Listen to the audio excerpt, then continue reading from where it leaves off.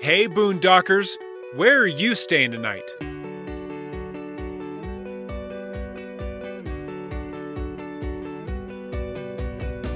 I'm Jeremy Storton. I'm an advanced Cicerone, host of the Good Beer Matters podcast, and an occasional traveler.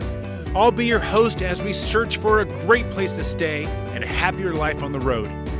This is the Roads and Stays audio magazine, the best 30 minutes you'll spend all day. Did you know that Roads and Stays is also a magazine? We cover RV news, personal stories, and keep you in the know on tips, discounts, and future events. So what are you waiting for? Download Roads and Stays today. Welcome back to episode 4 of the Roads and Stays audio magazine, brought to you by Harvest Hosts. In our lead story, we visit with the Boundless Bronnekes, who have been traveling in their RV for quite some time now, but they're navigating through homeschooling, work, and also finding time for their partner, which is kind of a trick in a small place with thin walls, if you know what I mean. But we cover all of that and more. But before we go there, we have Harvey's RV updates and a few things I've learned on the road. Host highlight: Barberville Pioneer Settlement in Barberville, Florida. This pioneer settlement is truly a unique experience. If you haven't had the opportunity to check out this host location, you might want to make it a stop in your journey from here to there. It's located an hour north of Orland and 45 minutes west of Daytona Beach. If you make the stop, you'll be greeted with a charming historical village with both guided and self-guided tours of what Florida was like before Disney World. Experiencing this host location is great. They have a lot to see and do, from boiling cane sugar to blacksmiths in action to live peacocks and donkeys on site. They also have folk music festivals and other events worth checking out. Here's a little more information from the Barberville Pioneer Settlement to you. The purpose of this host location is to educate and entrust the public and future generations with the knowledge of the pioneer lifestyle. And when you choose to stop here, you'll get those experiences firsthand and then return to your 21st century RV. Perfect combination. Destinations: Blue Spring State Park. If you make your way to the Barberville Pioneer Settlement or one of the other amazing Florida host locations, you can make a short 22-mile drive to Blue Spring State Park. With all the excitement of the beaches and the amusement parks in Florida, little gems like this tend to go overlooked. Blue Spring State Park attracts more than 700 manatees, often referred to as sea cows, each winter. Besides these gentle giant sea cows, you'll see kingfishers, ospreys, eagles, and many other birds wintering here. The state park consists of 2,600 acres of land and has some hiking, paddleboarding, kayaking, and canoeing available. The water stays a consistent 72 degrees most of the year, making it a great place to cool off. There are plenty of places to go in 2023, but catching a glimpse of a sea cow seems pretty amazing. If you do choose to check out this beautiful state park, you might want to plan ahead. This park does get to capacity at times and occasionally closes activities to protect manatee migration. Blue Spring State Park is open from 8 a.m. until sundown 365 days a year. There's a $6 fee per vehicle, or you can opt for an annual Florida State Park pass. This pass costs $60 and gets you into all of the Florida state parks without the daily fee. If you plan on being in Florida for an extended period of time, this is definitely worth the money. A highlighted coach, the 2022 Winnebago Echo. If you aren't sure whether you want a motorhome or a camper, can we entice you with this new rig? The Winnebago Echo has been out for a while now, but there aren't a ton on the road. If you're someone looking for the van lifestyle but you want to have more space, this could be a nice combination for you. Let's look at some of the features that make it an attractive option for a lot of RVers. This RV is an all-wheel drive model that gets 16 to 17 miles per gallon. It has heated pass-through storage that can fit bicycles, ice sups, or inflatable stand-up paddleboards, and plenty of other outdoor gear. It comes with an off-grid ready system including solar panels, a second alternator, lithium batteries, and 50 gallons of fresh water. If you combine all of that with the comfort of home inside, you'll be ready for any of the 7,000 or more locations that come with the all-access memberships through Harvest Hosts. Harvey's RV hack from the Harvest Host community. This isn't a hack for your RV as much as it is a hack for you. If you set up and go more and more, it's easy for your brain to play tricks on you or go foggy, which makes it hard to remember what you have or have not done to prepare for your travels. This hack helps you remember everything you need to do before you hit the road. RV minders are similar to those slap bracelets kids used to wear in the 80s and 90s, but they allow you to write your own list of things you need to complete before hitting the road. It can help you remember to put up the stairs, lock the basement, make sure everything is latched, and so much more. They're super simple and incredibly helpful. Until next time, Harvest Host members, each month I'll be giving you an update with my travels, some RV news and destinations, and of course, highlighting some of the best farms, wineries, breweries, golf courses, and more around North America, all available through your Harvest Host membership. In the meantime, you can stay in touch with me through our Harvest Host chat system at harvesthost.com. Talk to you soon. Bring joy back to your email with the RV Hacks and Humor newsletter. Our monthly email is packed with memes, videos, guides, and news straight to your inbox. Subscribe today via the link in our description box.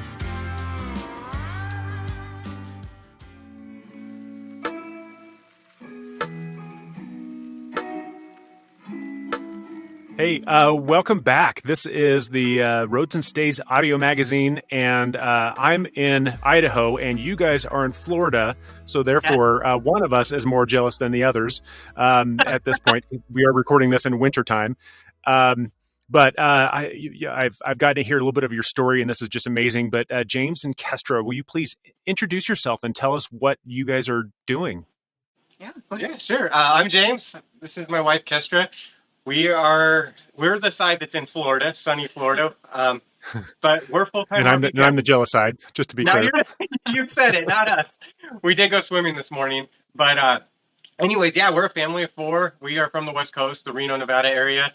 And September 11th of last year, 2021, we ended up selling everything we own, our house, everything on our property. We moved what we wanted to keep into a small storage unit, bought a fifth wheel, and we hit the road and we started traveling. And now we're at almost a year and a half on the road. But I think originally our plan was going to be, let's see how it goes. Let's do a year, 2 years. We were kind of getting, fed up with everything that was going on. And we just took advantage of an opportunity to get out on the road. And now that we're out here, I'm thinking we might not ever go back. No, at least not go back to the 9 to 5 that we were doing before. Yeah, or in your case, the 24, 48, 36 hours off as a firefighter.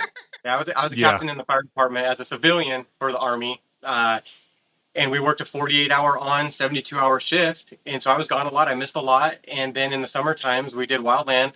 And I was gone for a couple of weeks at a time throughout the season. And honestly, after the military, I did active duty and then National Guard.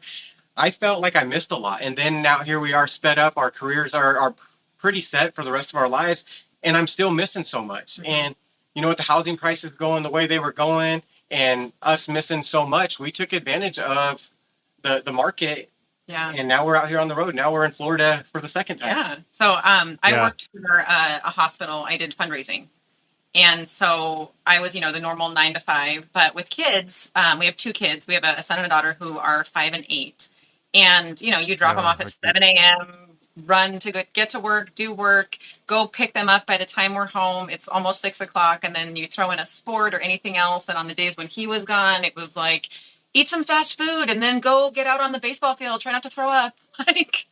So it got really overwhelming. And we'd always talked about, we want to have a piece of property. We loved camping, but with his schedule off every other weekend, we just didn't have the time together. The outdoors has always been really important to us. We're, hiking, camping, hunting, fishing, kayaking, snorkeling, you name it. And it was we do those things twice a year because we don't have the time. And so we saw an opportunity with, being able to sell our home and take off. And thankfully we're skilled enough that we've been able to make it work.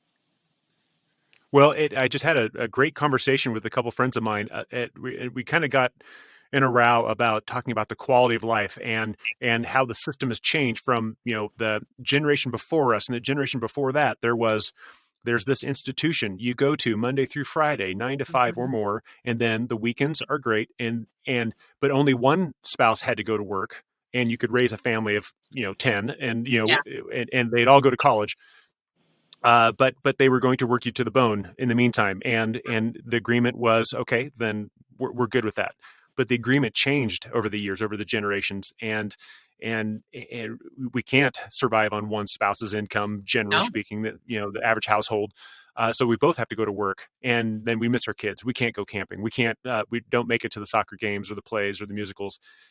So the question about quality of life is there's got to be a new way. Luckily, with all the technology that we have now, we have options. That system still exists, but there are other systems that have cropped up, and you guys have found one that apparently is working quite well for you as I stare at those palm trees out your back window. And that's exactly what it was. We literally like got brave enough one day. We talked about it. We always joked around like, oh, how nice would it be to travel around? When I was a kid, my dad outfitted a whole yellow Bluebird bus. And I remember as a little kid, it didn't matter. Like it was just like a camping trip. But then we did it again while he was building a house and we were kind of moving my 8th and 9th grade. And that was way tougher. And I told her, I was like, I want to settle down and I want a house and I never want to live in a trailer again or a bus for that matter. And then somewhere along the line, like what you're just saying, like it became so institutionalized. My schedule, I worked every other weekend. So even on a weekend, I missed 2 of them every single month. So it felt like we were honestly getting further and further apart. Yeah. And yeah, I think at some point, like everything that was like going on in the world, going on at work for both of us, like we're like, we could do this. And I talked to HR because our plan was like, let's go hit the road for a year, 2 years, just live life, be with each other as a family. And then I'll get plugged back into another installation across the United States. Mm-hmm. But now that we're out here and I'm getting further and further away from that old lifestyle, the more I'm realizing like, man, we were really separating as a family. Yeah. And there's nothing you can really do about it because you can't quit your jobs in that lifestyle and pay for your rent, pay for everything else. So you either go to work and you're in that system, or you capitalize on an opportunity and get out here. And like you said, there's so many different more opportunities. I'm so surprised when we're out here on the road, some of the jobs that people have out here. And I think a lot of that was because of the COVID deal. It pushed everybody out of the offices and said, hey, you could work from home. And then now, people aren't paying rent for offices anymore. As long as you could get onto your computer and do your 9 to 5 from work, we're finding people all over the place that are doing this. Yeah. And I think we realized like James moved a ton as a kid. Growing up, his parents moved around a lot. I think he went to like 11 different schools. I lived in the same house from when I was 3 until I was 18. And so, he was like, I want to stay put. I want to be somewhere. I don't want to move around. I was also kind of like that because that's what I was used to. And I'm a little bit of a homebody. And then we realized like, it's not the house, it's the family. And then also we just take our house with us everywhere. That's right. So our kids still have like that stability. This is still their home. They just get different views like every 2 weeks to a month. Well, let me ask you about this. I'm going to drill down on that real quick because, for an older couple with empty nesters, and they probably have money, but even if they don't, it's easier to say, well, let's just go on a trip, Mildred. And if they're a younger couple and they're living the van life, well, when I was young, I could live many days on top ramen and still been alive and just been fine, right? But you guys have a family. You guys have a dog or dogs. It's a different perception of risk to the average person when it's not just us. We have to continue to provide for our children and not scar them, not put them in years of therapy. At the same time, that's my job as a dad, is to keep my children alive and make sure they don't go to too much therapy. Yeah. Right. So tell me I want to drill down a little bit. Tell me about that conversation, about that decision about, hey, here's this opportunity, but wait, the kids, normalcy, what we're supposed to do, the system. How did that conversation go? So we made sure that the kids were a part of it. When we left, our daughter was 4. So she wasn't quite as like aware of exactly what was going on. She was in preschool a couple of days a week and was still home with dad the other days. So for her, it was like, okay, cool. I'm going to be with you guys because we're still her favorite people. Our son had done kindergarten in school, got sent home, halfway through or 3/4 through with everybody not going to school. And then they started first grade, and then it was just kind of off and on if they could go to school or not. So we left when he was starting second grade and she would have been going into kindergarten. And it was a little bit tough because I had that like image of first day of kindergarten and sending her to school. And it was like, we're not going to do that. But we talked with him about it a lot. And it was something that both went quickly for us to make this decision, but that we had always like kind of had in the back of our mind. We just didn't know that it was going to be like a fifth wheel traveling around the country. We had talked, since at least having kids, maybe the beginning of our marriage, but at least since having kids, about what if we had a piece of property with a cabin? What if we had this? What if we had a place we could go, we could be together? Because we kind of are, we're those people that like to be together all the time. And I know, like, when I first told some friends that we were going to do this, one of my friends was like, oh my gosh, I could never be around my husband that much. And I looked at her and I said, I could never be around your husband that much either. But I could definitely be around my husband that much. And so, we talked to the kids. Our son, he has some friends that he still talks to that he misses. We haven't seen our family since we left. And that's been a little bit tough. But like you were saying, with the technology that we have, we do still get to see them. We get to talk to them. There's a lot of ways for us to communicate. And we just made sure that like they were a part of it. And that we tell them like, hey, if you're feeling bummed or if you're feeling like you want to talk about it, like come talk to us and we'll call that person. Or, our son has a pen pal, one of his friend's sons, and they write letters back and forth. So I think that it does get trickier, I think, as your kids get older. And I actually just had somebody message us on social media asking about this. And that was my advice to her, was like, well, make your kids a part of it. Ask them like, hey, what is upsetting you? What is bothering you? Because they're part of your family. If you just say, we're doing this, deal with it, there's going to be resentment. If you say, hey, this is what we really want to do, you guys are a part of it, what do you think? Even if it's going to happen either way, they at least get to like, air their grievances as kids. Hey, business owners, are you interested in earning extra revenue? Harvest Hosts is a platform that connects over 200,000 RVers to local businesses for overnight stays. The model is simple. Hosts open up a space for RVers to park for one night, and in turn, travelers spend money at the business. And there's no cost to be a host. In fact, hosts make an average of $15,000 in extra revenue every year and meet some amazing folks. Visit harvesthost.com/hosts to get started today.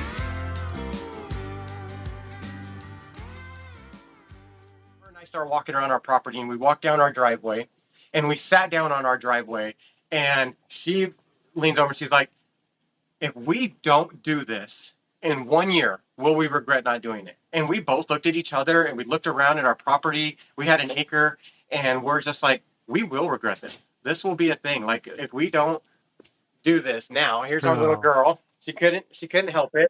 This is Ellie Mae. You say hi. So anyways, we sat down there just like this, and we're like, yes, we'll regret this. Yeah. So she happened to know another real estate agent, a friend of a family member, and we started putting it together. I started showing these guys, look at what these kiddos are doing. We're going to find, if they can do it, we can do it. And it kind of eased the fear and the pressure of actually leaving everything we'd known. Yeah. I bought that house. I did a stint in Afghanistan, came back and bought that home when I was 26 years old. We met when I was 27, and we built the home. We remodeled the entire thing. I proposed to her in that house. We had both of our babies in that house. And it was home. Like, we had the concrete outside with all of our handprints in it, type of thing. And so it was a big, difficult decision. But at the same time, we're like, this is what's important right here. And here. When we looked, when we thought that about like, do we want to regret it? And I thought, I don't want to look back and be like, man, remember that time where we had that really cool opportunity to go travel the country and we didn't do it? And I'm usually not a risk taker. So I think maybe me saying that, he was like, let's go. Awesome. She's in. Well, and just, I want to tell me about some of the logistics. You made the decision, you made it happen. You're out on the road, you're staying in this beautiful spot in Florida, but now you're actually doing it. Just briefly, but what does work look like? What does homeschooling look like? What does socializing your kids look like? Both you guys are, pretty fit. What does fitness look like? Yeah. Okay, you take on a couple of them, because I'll do the socializing with the kiddos, because that was one of my biggest fears. The socializing with the kids it was really important for me, because I didn't want there to be any like sociable or social awkwardness. I didn't want them to be shy, but being around and exposed to so many kids, so many different families. And then like, hey, 2 weeks or a month, we're out of here. So make your friends. And when we get somewhere, it's kind of, we put it on them a little bit. Like we show them where the kids are at. Like we could see the pool from here. I'm like, hey, there's kids over there. If you want to go, it's up to you. And now it's not even a question. I'm like, hey, kiddos, there's kids out there. They're like, shoes on, out the door. Yeah, we just got them walkie-talkies for Christmas. So then we can be like, okay, take the walkie-talkie. I mean, they still have like a perimeter they have to stay in. And that's one of the things that I was actually a little bit nervous about before we started, was making sure that they stayed safe, because, you can't just send them out in your front yard like you would at home and check on them, every, depending on their age, whatever your comfort level is. And so, we make sure they know not to go where we can't see them. They have to check in with us.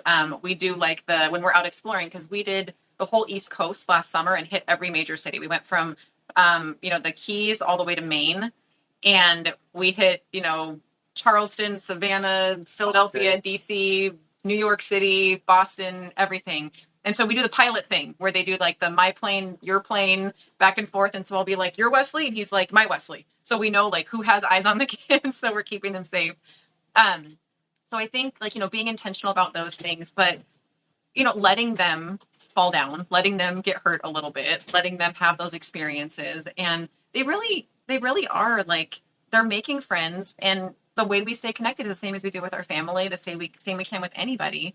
For homeschooling, I actually wrote an article for Harvest Hosts for the magazine for Roads and Stays about our homeschooling experience using Harvest Hosts as part of our homeschooling. And the beginning of it is a little self-deprecating because my mom was a school teacher for 25 years.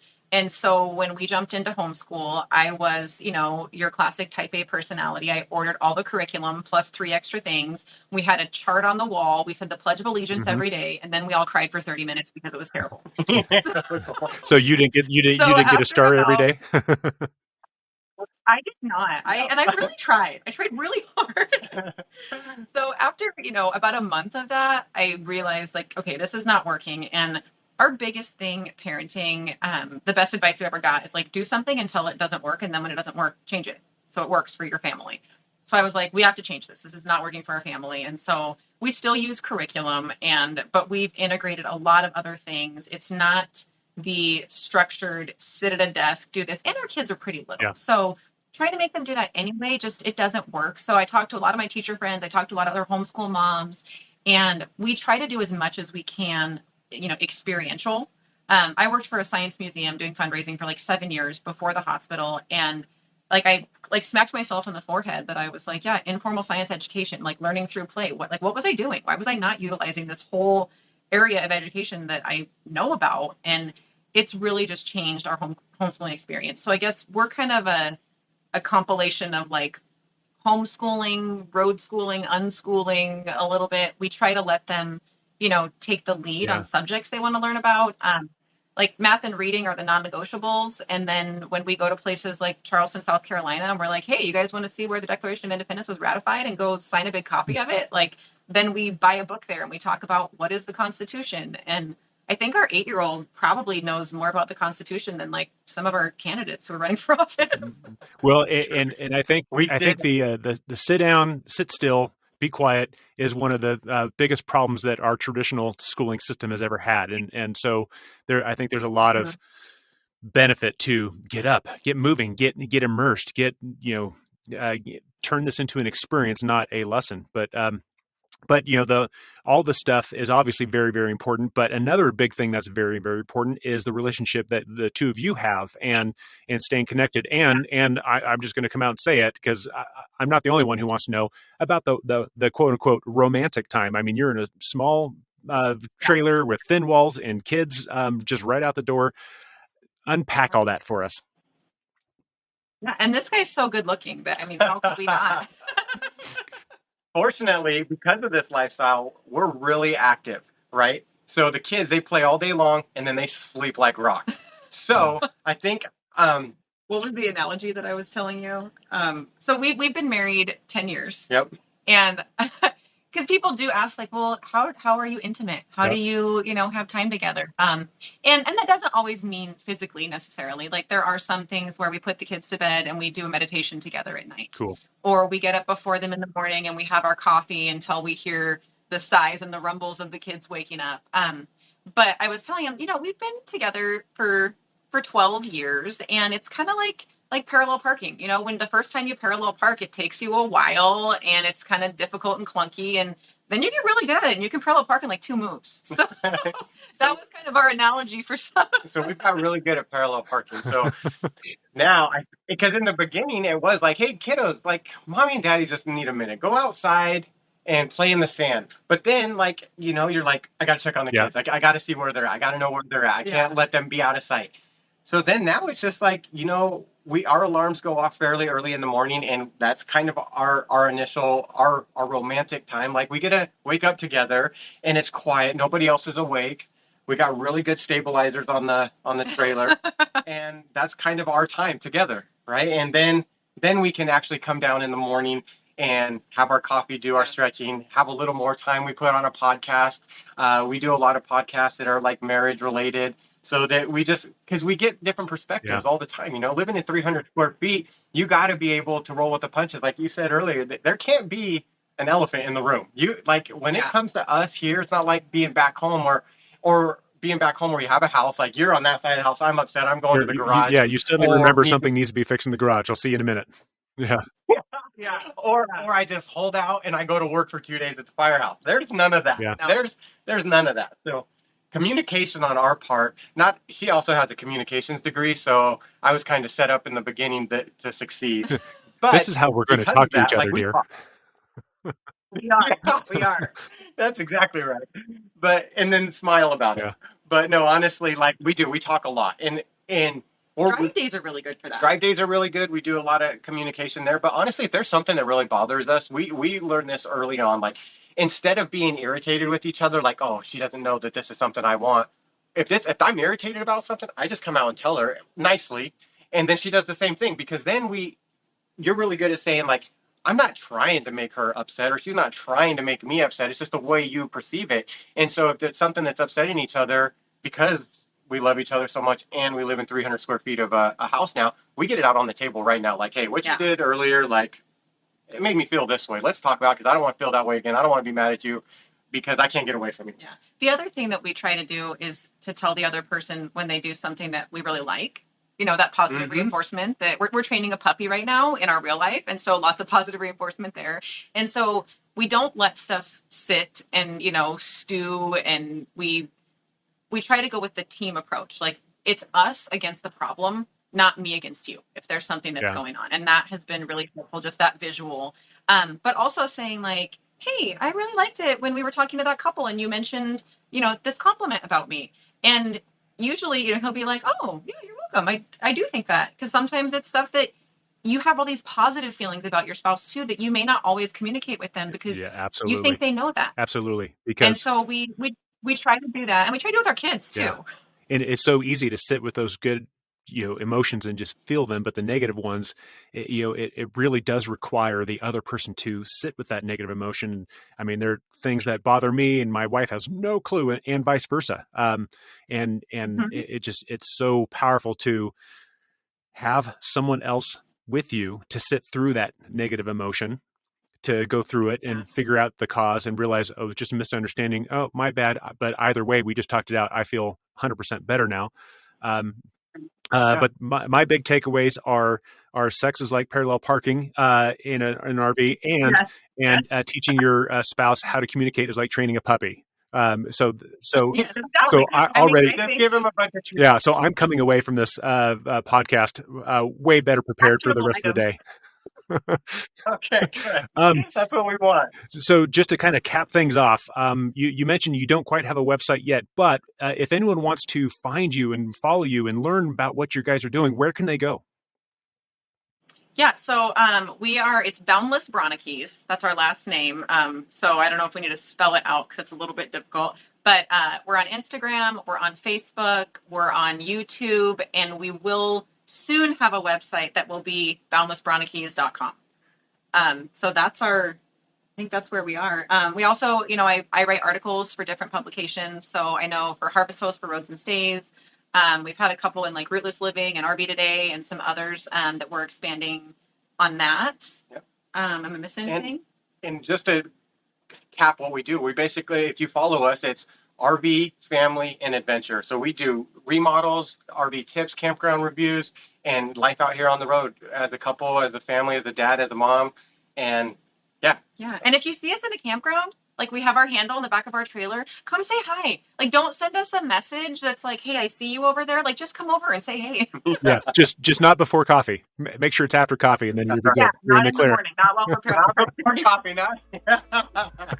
Hey, thank you guys for coming on to this podcast and telling your story and sharing and being so open with it too. I mean, that's, these are not the most comfortable conversations but everyone needs to know how this is all figure outable. This is easier to do than it appears at first. So thank you for taking that leap and taking us along for the ride.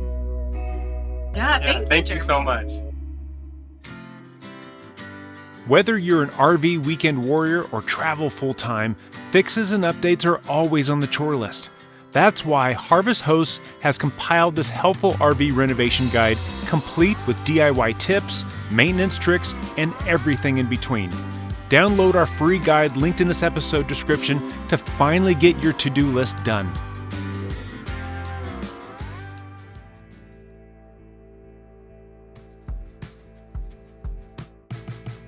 This episode is sponsored by Snowbirds and RV Travelers Magazine, the perfect destination for a better RV experience. Their RV tip is to always have a plan A, B, and C site in case unforeseen circumstances force you to change your itinerary. Be sure to visit rvpodcast.com for more tips and tricks.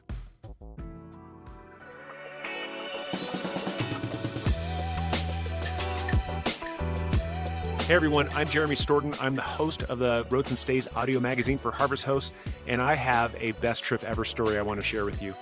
Back in the year 2000, I had a white VW Vanagon multivan. It's one of those weekender vans that instead of a stove had a pop-up table and two rear-facing seats instead. That was, and still is, my dream car. In fact, I called it the Love Boat. That fall, my girlfriend and I loaded up the Love Boat and embarked on a trip to Montecito, near Santa Barbara, California. All I told her was to bring her hiking boots and a favorite outfit for a special dinner. I also revealed that we were going to hike first thing the next morning, so she slept while I drove, expecting nothing more than just a cool road trip. I found the Cold Springs Trail in a book. I'd never been on it, but from the description I thought, that's it. That's the hike. We ended up driving through a very affluent neighborhood, and at the end of which was a trailhead parking lot where we were going to boondock for the night. We were almost asleep when there was a knock on the window, followed by flashing red and blue lights. We went there for a belated birthday trip. At least that's what I told her. When the sheriff came by, I had to quickly figure out how to not spoil the surprise and simply told him that we were going to hike for her birthday in the morning and plan to stay the night in my van. He looked at me for a minute, then looked at the van, looked back at me and said, "Well, you guys have a good night," and then just left. In the morning, we started hiking just after sunrise. We followed a stream bed through alder trees and switched back up the mountain. The trail opened into a clearing with a view of the entire coast. The coastline was blanketed with fog, but the Channel Islands looked like feet peeking up at the end of a blanket. I knelt down to get breakfast, an apple, a Cliff Bar, fruit leather, and I gave her a card. She looked at the card and looked at me, then looked back at the card, which read, "Will you marry me?" She didn't even notice the diamond ring in my outstretched hand. That was the beginning of the best road trip ever. And by the way, she said yes. We were married on Earth Day weekend nearly 22 years ago. Well, that's it for this episode, but in the next episode, we're going to talk to a traveling family that may or may not be preparing to travel outside the U.S. If you like what you hear, please subscribe and let us know what stories and tips you want more of. Until next time, we hope you have safe travels, and we'll see you down the road.